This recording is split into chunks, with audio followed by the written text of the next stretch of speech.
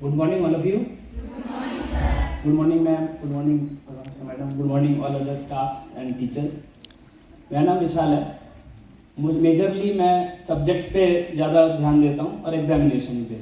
अब आप पढ़ाई कर रहे हो तो एग्ज़ाम को सोच के पढ़ाई करना पड़ेगा कि आगे कुछ लिख पाएँ. जब दिसंबर में आपका एग्ज़ाम है या जनवरी में एग्ज़ाम है, तो अभी तो क्लासेस शुरू नहीं हुई है. क्लास का शेड्यूल भी आपको ईमेल आईडी और व्हाट्सएप चैनल जो सर ने बताया कि इसमें हम देते रहते हैं. तो मैं कुछ इसी बारे में पॉइंट्स बताऊंगा. अभी तक जो मैम ने बताया, सर ने बताया, सभी को पता है. कुछ ने लिखा भी होगा, अगर नहीं लिखा तो लिखना चाहिए. और कौन कौन नोटबुक वगैरह कुछ लाया है नोट करने के लिए तो वो निकाल लीजिए.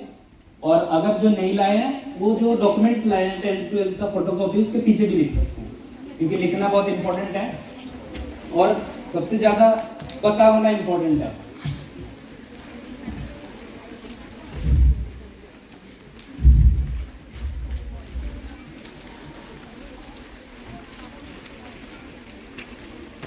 करता हूँ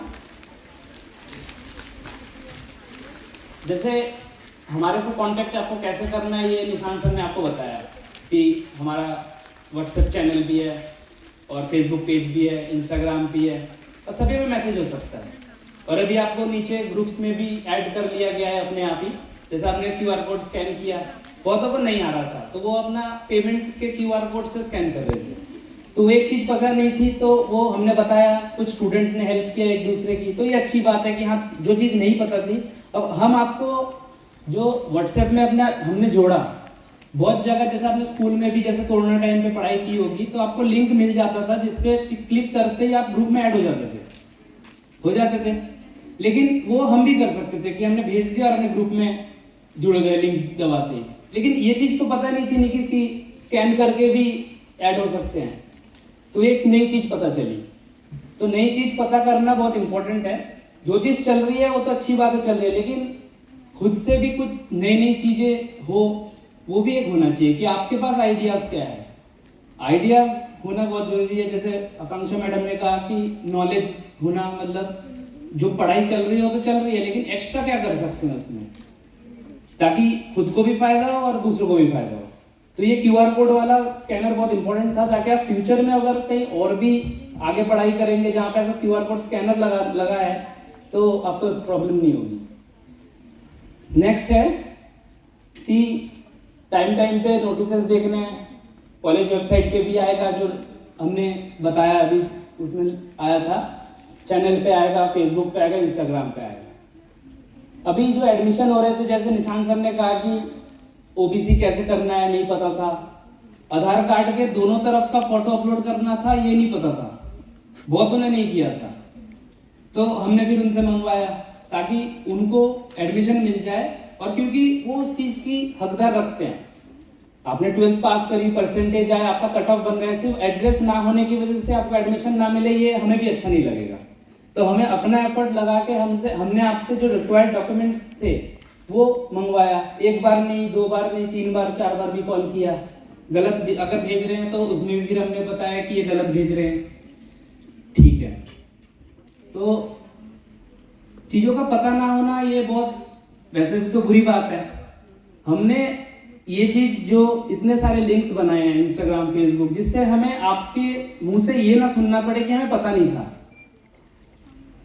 ये व्हाट्सएप चैनल अभी हाल ही में शुरू हुआ है क्योंकि व्हाट्सएप हमने देखा है कि मोस्टली चलाते हैं और व्हाट्सएप चैनल का कॉन्सेप्ट पहले व्हाट्सएप में भी नहीं था. तो जब से आया तो हमें लगा कि NC वेब में होना चाहिए, क्योंकि एक तो रेगुलर कॉलेज में बच्चे रोज आते हैं लेकिन NC वेब के बच्चे रोज नहीं आते हैं. तो उनको हम बिटवीन डेज, सैटरडे संडे छोड़ के अगर हमें बीच में कोई इन्फॉर्मेशन देनी है तो कैसे देंगे. तो हमने इसलिए व्हाट्सएप चैनल भी बनाया ताकि ज़्यादा से ज़्यादा इन्फॉर्मेशन दे सकें. तो मैं यही एक्सपेक्ट करूँगा और स्ट्रिक्टली भी कहूँगा, ठीक है, मैं थोड़ा स्ट्रिक्ट भी हूँ ऐसे इस सब मामलों में, कि आप कभी ये नहीं कह सकते कि मुझे नहीं पता था. Never say that you don't know that this notice will come. तो ये हो नहीं सकता कि आपको पता नहीं था. इतना आसान हो चुका है कि अगर कुछ भी नहीं पता तो आप गूगल पे अगर NC वेब मैप लिखेंगे तो भी आपको पहला पॉइंट हमारे कॉलेज वेबसाइट का आएगा। इतना आसान है। तो जो फोन चलाना आता है, जिसको गूगल बाकी चीजें करना आता है, तो वो ये भी कर लेगा कि NC Web मैग लिखूं और उसमें सर्च कर लूं कि क्या चल रहा है। उसमें फेसबुक पेज भी आएगा, कॉलेज का वेबसाइट भी आएगा, व्हाट्सएप चैनल उसमें नहीं आएगा क्योंकि वो गूगल पे सर्च नहीं होता है। बाकी अगर कॉलेज वेबसाइट पे जाओगे तो उसमें आपको व्हाट्सएप का चैनल भी मिलेगा। तो बहुत इजी है। ऐसा कहीं किसी सेंटर पे नहीं है कि इतनी आसानी से कोई नॉलेज मिले या नोटिस मिले। तो ये नहीं कहना है कि नहीं पता था।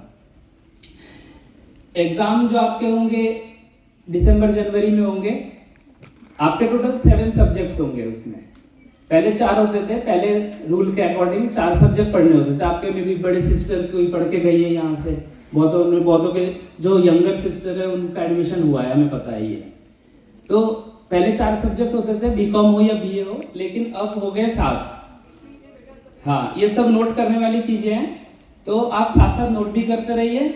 और ये सब चीजें हम आपको प्रोवाइड भी वैसे करा देंगे, लेकिन लिखना इसलिए जरूरी है क्योंकि जो लिखी हुई चीज होती है ना, उसको ज्यादा याद रखते हैं हम। मैं खुद लिख के रखता हूँ, देखो मैं लिख के लाया हूँ कि मुझे क्या क्या बोलना है। तो लिख के रखना बहुत जरूरी है।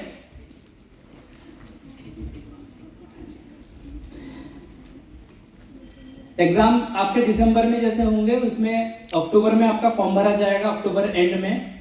तो उसका भी नोटिस आपको आ जाएगा चैनल पे और कॉलेज वेबसाइट पे और फेसबुक पेज पे। वो सब फॉलो करते रहना है। अभी जैसे आई कार्ड का फॉर्म आएगा, आई कार्ड का पता, आई कार्ड बनेगा, तो आई कार्ड का हम फॉर्म देंगे आपको, सॉफ्ट कॉपी भी देंगे, हार्ड कॉपी भी देंगे। तो उसमें आपको जो वैसे घर पे हैं, जो आज नहीं आ पाए, वो प्रिंट आउट भी निकाल सकते हैं, और हम नहीं तो प्रिंट आउट देंगे, उसमें आपको फोटो वगैरह लगा के वो देना है। प्लस एक गूगल फॉर्म भी आएगा। गूगल फॉर्म आएगा आपके ग्रुप में कि आपको अपनी डिटेल भरनी है जो कॉलेज आई कार्ड में चाहिए। उसमें हमने मोस्टली देखा है कि एड्रेस की जो जगह होती है, एड्रेस में बहुत छोटा सा एड्रेस लिख देते हैं कि सिर्फ जैसे कोई एरिया लिख दिया, कोंडली वगैरह लिख दिया, कल्याणपुरी लिख दिया, और हाउस का कुछ बताया नहीं। जैसा आपके आधार कार्ड में एड्रेस है वो पूरा आपको फिल करना है, ठीक है। एडमिशन आपका हो गया तो बहुतों ने मोस्टली ने साइबर कैफे से फॉर्म भरवाया है, तो उसमें भी बहुत सारी जानकारी छूटी जो साइबर कैफे वाले ने नहीं दी। एक चीज हम आपको बता दें कि अगर साइबर कैफे वाले को आपका पासवर्ड पता है तो वो आपका एडमिशन वहां से बैठ के कैंसिल भी कर सकता है अभी भी। तो आपको अपना पासवर्ड आज जाके, चाहे अभी, अगर आपके पास OTP आपके ईमेल आईडी रजिस्टर्ड है तो आपको पासवर्ड चेंज कर लेना है, क्योंकि अगर उसने कैंसिल कर दिया तो वो यही कहेगा कि अपने आप हुआ है कैंसिल, और जो अमाउंट रिफंड आएगा वो उसके अकाउंट में आ जाएगा, ठीक है। तो इस चीज का ध्यान देना है। जिसने भी साइबर कैफे से भरवाया है वो अपना पासवर्ड जरूर चेंज कर ले, ये बहुत इंपॉर्टेंट है। नहीं तो आप तो पढ़ते रहोगे, आपको पता ही नहीं चल पाएगा कि बीच में से कब एडमिशन कैंसिल हो गया। फिर आप कहेंगे कि मेरे उस टीचर के लिस्ट में नाम नहीं है, फिर हम देखेंगे कि ये तो कैंसिल है, वो भी 2 महीने बाद पता चलेगा। तो ये बहुत इंपॉर्टेंट था। सारे स्लिप्स को कैसे इकट्ठे रखना है वो निशान सर ने बता दिया। एग्जाम फॉर्म के बारे में थोड़ा सा और बताऊंगा। जो पहला फर्स्ट सेमेस्टर का एग्जाम फॉर्म होता है वो भरना बहुत इंपॉर्टेंट है, क्योंकि उससे एनरोलमेंट होगा कि यूनिवर्सिटी को पता चलेगा कि आप भी स्टूडेंट हो। NC Web ने आपका एडमिशन कर दिया, वो उनको पता है। एग्जामिनेशन ब्रांच को कैसे पता चलेगा कि आप भी स्टूडेंट हो। तो आपको फर्स्ट सेमेस्टर का एग्जाम फॉर्म भरना ही भरना है, और फिर एग्जाम फॉर्म भरना बहुत जरूरी है क्योंकि उससे ही यूनिवर्सिटी को पता चलता है कि हाँ ये स्टूडेंट कंटिन्यू कर रहा है। तो ये बहुत इंपॉर्टेंट है एग्जाम फॉर्म भरना। जो भी उसमें प्रॉब्लम आएगी उसको सॉल्व हम करेंगे, कोई ऐसी प्रॉब्लम नहीं है। छोटी से छोटी प्रॉब्लम और बड़ी से बड़ी प्रॉब्लम जितना मतलब ट्राई करेंगे कि आपका सॉल्व हो, लेकिन टाइम फ्रेम के अंदर। जैसे एक लास्ट डेट होगी एग्जाम फॉर्म भरने की कि 10 नवंबर है या 5 नवंबर है, तो उससे पहले बताना है, उसके बाद नहीं कि मैं आउट ऑफ दिल्ली थी या पता नहीं था, वही वाली बात है। अब कुछ नंबर्स होते हैं, नंबर्स के बारे में थोड़ा सा बताऊंगा। अभी आपका जो एग्जाम एडमिशन हुआ है उसमें एक फॉर्म नंबर है 2491 से शुरू हो रहा है, वो सभी का 8 डिजिट या 9 डिजिट का है, वो एक फॉर्म नंबर हो गया। अभी हमारे कॉलेज में आपको कॉलेज रोल नंबर मिलेगा जो /24 करके होगा।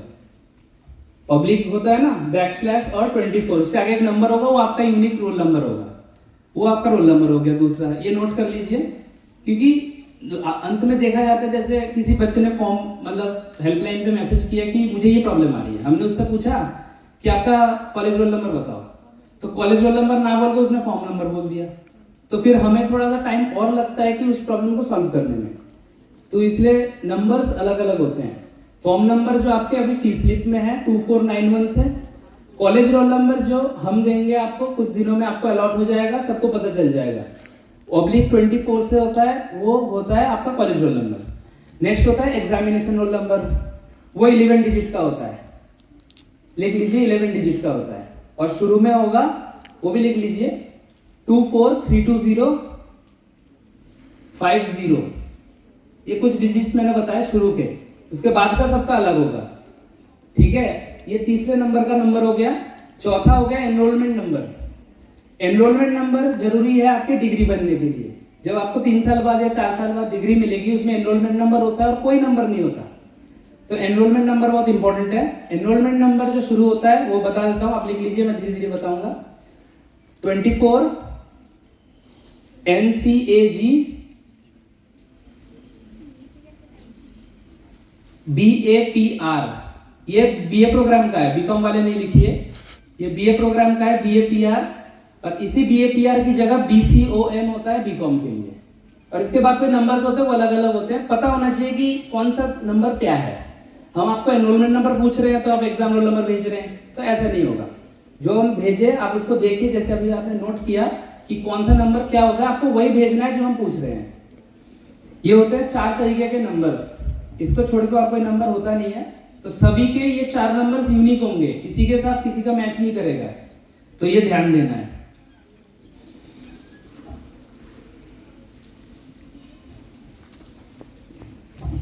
हेल्पलाइन नंबर पे आप मैसेज करते हैं कि मुझे ये प्रॉब्लम है, थोड़ा सा ट्राई कीजिए कि फॉर्मल वे में लिखिए, ऐसा नहीं कि दोस्त की तरह लिख रहे हैं, दोस्त की तरह नहीं लिखना है, फॉर्मल वे में लिखना है। अपना नाम लिखना है, रोल नंबर लिखना है, कोर्स लिखना है पहले, और फिर अपनी प्रॉब्लम बतानी है कि मुझे ये प्रॉब्लम है। नहीं तो आप पहले प्रॉब्लम बताएंगे, फिर हम आपसे पूछेंगे कि आप कौन हो, नाम क्या है, रोल नंबर क्या है, कोर्स क्या है, वो भी आप सही लिख के भेजिएगा। लेकिन उससे पहले अगर आप पहले ही भेज देंगे तो हमें एक्स्ट्रा चीज नहीं पूछनी पड़ेगी। तो एकदम फ्रेंडली वे से बात भी करनी है कि या तो एकदम झगड़ा ही कर रहे हैं हेल्पलाइन नंबर पे। हेल्पलाइन नंबर पे अगर इनफॉर्मल वे में अगर किसी ने भी डिसरेस्पेक्ट किया तो उसके ऊपर फिर कार्रवाई होगी, क्योंकि हेल्पलाइन नंबर पब्लिक नंबर है, वो हेल्प करने के लिए बनी है। वो ऐसे नहीं सुनेगी कि आपने ऐसा क्यों कर दिया और ऐसा क्यों कर दिया। हो सकता है वो प्रॉब्लम सॉल्व हो पा रहा हो, लेकिन आपके उस मिसकंडक्ट की वजह से वो आपका प्रॉब्लम रह जाएगा, और फिर हम उसको हायर अथॉरिटीज में भेजेंगे, यहाँ तक कि एनसीबी में ही भेजेंगे कि ये स्टूडेंट ऐसे ऐसे बात करते हैं, तो वो फिर ठीक नहीं है। फॉर्मल वे से फॉर्मल लैंग्वेज में लिखिए तो आपका प्रॉब्लम जल्दी सॉल्व हो जाएगा।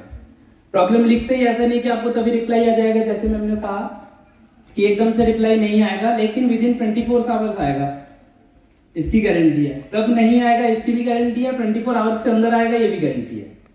तो 24 आवर्स के अंदर अगर नहीं आए तो अपना मैसेज और एक बार ड्रॉप करना है और फिर आपका आ जाएगा। लेकिन ऐसा कभी हुआ नहीं है कि 24 घंटे के अंदर हमने किसी को रिप्लाई नहीं किया, तो ये बहुत ध्यान रखना है। ऐसा किसी भी सेंटर में नहीं है कि इतनी इजी वे में आपका प्रॉब्लम सॉल्व हो पाता, वो भी घर बैठे। आना भी नहीं है कि हम आपको बुलाएं कि आप आ जाओ कॉलेज और फिर अपना प्रॉब्लम बताओ। बहुत रेयर केस में आपको बुलाएंगे तभी आपको आना है, नहीं तो आप कॉलेज गेट तक ही रह जाएंगे, आपको एंट्री नहीं मिलेगी, क्योंकि स्ट्रिक्ट निर्देश है कि मंडे टू फ्राइडे एनसीएफ की लड़कियों को एंट्री नहीं दी जाती, क्योंकि रेगुलर कॉलेज चलता है और वो क्लैश हो जाता है। फिर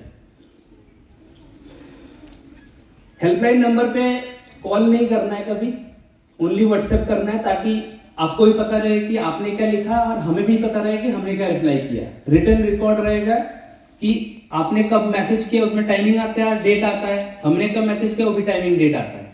सबसे इजी व्हाट्सएप बता रहा हूँ, वैसे तो हम मेल भी कर सकते हैं, जैसे हेल्थ एनसीवेब मैक बताया उसमें मेल भी कर सकते हैं, लेकिन व्हाट्सएप ज़्यादा इजी लगता है लोगों को, तो वो भी अवेलेबल है। डॉक्यूमेंट कैसे सेव रखना है वो निशान सर ने बता दिया।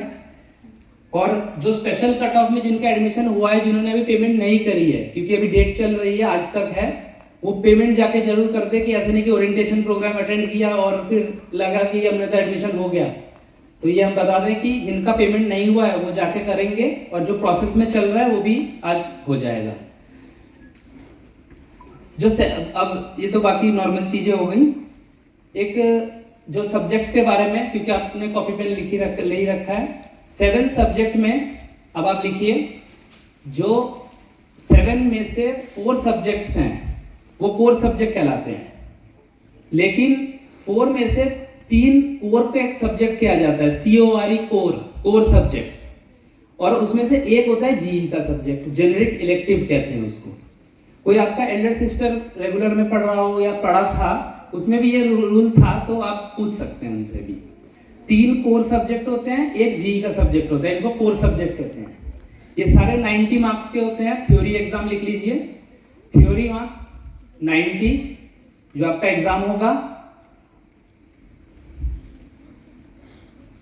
इंटरनल असेसमेंट लिखिए, इंटरनल असेसमेंट हिंदी तो ज्यादा मैं फ्लुएंट नहीं हूं, लेकिन आंतरिक मूल्यांकन कहते हैं।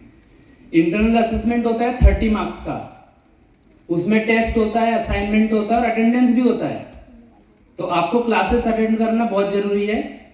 30 मार्क्स का इंटरनल असेसमेंट हो गया, ये तो हो गया फर्स्ट टाइप ऑफ असेसमेंट। एक दूसरा असेसमेंट भी होता है, कंटिन्यूअस असेसमेंट लिखिए। कंटिन्यूअस असेसमेंट 40 मार्क्स का होता है। तो आपने लिख दिया 90 मार्क्स का थ्योरी, 30 मार्क्स का इंटरनल असेसमेंट एंड 40 मार्क्स का कंटिन्यूअस असेसमेंट। तो टोटल कितने हो गए? 160 मार्क्स। तो ये तीनों चीजें बहुत इंपॉर्टेंट हैं, क्योंकि आपने एडमिशन ले लिया और फिर घर बैठ गए, असाइनमेंट नहीं दिया, टेस्ट नहीं दिया, क्लास टेस्ट नहीं दिया, तो उस बेस पे आपको मार्क्स नहीं मिलेंगे और आपके मार्क्स बहुत ज्यादा घट जाएंगे। पहले क्या होता था, 25 मार्क्स का सिर्फ इंटरनल असेसमेंट था, जिसमें स्टूडेंट नहीं भी आता कॉलेज तो भी वो 75 मार्क्स का थ्योरी एग्जाम देके पास हो जाता था। तो कोई प्रॉब्लम ही नहीं थी कि 75 और 25 का ब्रेकअप था, उसमें 25 बहुत लोग वेटेज नहीं देते थे तो प्रॉब्लम रहती थी, मतलब वो पास हो जाते थे। लेकिन अब प्रॉब्लम ज्यादा है, क्योंकि अब ज्यादातर वेटेज असेसमेंट को दी गई है कि आप कॉलेज आ रहे हो कि नहीं, टेस्ट दे रहे हो कि नहीं, असाइनमेंट ले रहे हो कि नहीं। असाइनमेंट दे रहे हैं तो टाइमली क्लास आ रहे हैं कि नहीं, सारी चीजें टीचर्स के ऊपर इंडिपेंडेंटली हमने दी हुई है कि वो बच्चे को, स्टूडेंट्स को कैसे भी असेस कर सकते हैं। आप टीचर्स से कैसे बातचीत करते हो, आप अपना प्रॉब्लम घर से लेके टीचर्स को कैसे पूछते हो कि हाँ मुझे ये प्रॉब्लम है इस विषय में, हिस्ट्री में या पॉल साइंस में या बीकॉम में, तो मुझे बता दो। तो वो भी वो रिकॉर्ड करेंगे कि कौन बच्चा कितना पूछ रहा है, कौन स्टूडेंट कितना अटेंटिव है क्लास में, तो उनको पूरी फ्रीडम है। एंड ऑफ सेमेस्टर जब आपको उसके मार्क्स मिलेंगे तो हम आप दिखाएंगे भी कि आपको 40 में से 10 मार्क्स मिले या 20 मार्क्स मिले या 30 मार्क्स मिले, और 30 में से 12 मार्क्स मिले या 15 मार्क्स मिले। फिर आप ये कहोगे कि मेरे तो मार्क्स कम है, तो तब वो टीचर कहेंगे कि ये तो क्लास में ही नहीं आती थी या फिर टेस्ट नहीं दिया, और उसके बाद जो टीचर्स होते हैं उनके पास सारा रिकॉर्ड है, तो आप तब ये नहीं कह सकते कि मुझे मार्क्स क्यों मिले। तो आपको शुरू से ये चीज देखनी पड़ेगी। और क्योंकि हमने ओरिएंटेशन प्रोग्राम क्लास के डेज में नहीं रखा ताकि आपकी क्लासेस मिस ना हो, क्लासेस की डेज बाद में होंगी, इसलिए हमने आज आपके लिए ओरिएंटेशन डे रखा। तो आपको टेस्ट असाइनमेंट में ध्यान देना है और थ्योरी में भी ध्यान देना है इक्वली। पहले इक्वली नहीं था, इसलिए सिस्टम को ही चेंज कर दिया, और अब 70 मार्क्स मींस 30 एंड 40 मिला के जो 70 मार्क्स है असेसमेंट में, उसमें कर दिया ताकि उसमें भी स्टूडेंट अटेंटिव रहे। ये 4 सब्जेक्ट के बारे में हो गया, जो 90 प्लस 30 प्लस 40 का ब्रेकअप था। अब दो सब्जेक्ट ऐसे हैं, 3 सब्जेक्ट ऐसे हैं जो कम मार्क्स के, इसके हाफ मार्क्स के होते हैं, 80 मार्क्स। 80 मार्क्स में भी आपको 40 मार्क्स का प्रैक्टिकल होगा, 10 मार्क्स का इंटरनल असेसमेंट होगा और 30 मार्क्स का थ्योरी होगा। अब आपने देखा होगा पहले जो थ्योरी मार्क्स 90 का था वो ज्यादा था उन बाकी दो से, लेकिन इसमें थ्योरी मार्क्स कम है 30 और बाकी प्रैक्टिकल और इंटरनल असेसमेंट 40 एंड 10। शुरू से मैं बता देता हूँ, theory 30 marks, internal assessment 10 marks और प्रैक्टिकल 40 मार्क्स। तो इसमें तो और भी ज्यादा आपको क्लास में अटेंड करने की जरूरत है, क्योंकि वेटेज ही इधर ज्यादा है। 40 प्लस 10 50 मार्क्स आपके इसमें है 80 में से। अगर आप क्लास अटेंड नहीं करोगे तो उसमें बिल्कुल कभी पास नहीं हो पाएंगे फिर आप। इंटरनल असेसमेंट के बारे में और एक लास्ट चीज बताऊंगा, अब तो होने वाला है। इंटरनल असेसमेंट अगर आपने फर्स्ट सेमेस्टर में नहीं दिया, आपके 0 लग जाएगा और आपका फेल हो जाएगा। लेकिन अब आप जैसे थर्ड सेमेस्टर में आएंगे, आपकी बैक लग चुकी है तो आपको थर्ड सेमेस्टर में देना है, तब आप कहोगे मुझे अब असाइनमेंट देना है, तो वो नहीं दे सकते। जो असाइनमेंट मार्क्स चले जाते हैं वो चले ही जाते हैं, उसको कोई नहीं हिला सकता, कोई चेंज नहीं कर सकता। नो वन, ना मैं, ना आप, ना मैम। तो इसी चीज का ध्यान देना है कि असेसमेंट किसी भी तरीके से ना छूटे, बहुत इंपॉर्टेंट है। मैं पर्सनल लेवल पे भी आपको कह रहा हूँ कि असेसमेंट में अपीयर करना और असेसमेंट देना बहुत इंपॉर्टेंट है, क्योंकि एक बार वो चले जाते हैं तो वो चेंज नहीं होते हैं, और आपको फिर विथ ओनली थ्योरी, जिसमें 90 में से 90 मार्क्स लाएंगे तभी पास हो पाएंगे, इतना हार्ड है। तो इस चीज का ध्यान रखना है, क्योंकि एक सब्जेक्ट अगर रह गया तो आपको लास्ट में डिग्री नहीं मिलेगी, तो इसलिए बहुत इंपॉर्टेंट है ये। इसी के साथ मैं अपना लेक्चर कह सकते हैं इसको एंड करता हूं। बाकी आपने नोट कर लिया होगा सारा।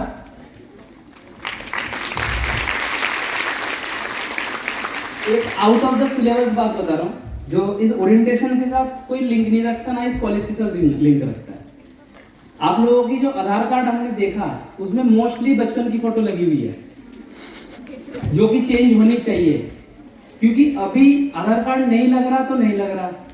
कभी इन केस ये हो गया कि आपका अपडेट क्यों नहीं है आधार कार्ड में। जब हमारा पासपोर्ट बना था, मेरा पासपोर्ट बना था, उसमें दिल्ली पुलिस से आए थे घर पे कि चेक करने, तो वो कह रहे ये फोटो तो 15 साल पुरानी है, क्योंकि सच में 15 साल पुरानी थी, तो वो अच्छी चीज नहीं है। तो आप लोग अपना आधार कार्ड, जो सारे डॉक्यूमेंट्स होते हैं वो अपडेट रखिए, वो आपको ही फायदा करेगा, क्योंकि आपके आधार कार्ड से हमें तो कुछ होना नहीं है, तो इसलिए आप उस चीज को करिए। Thank you.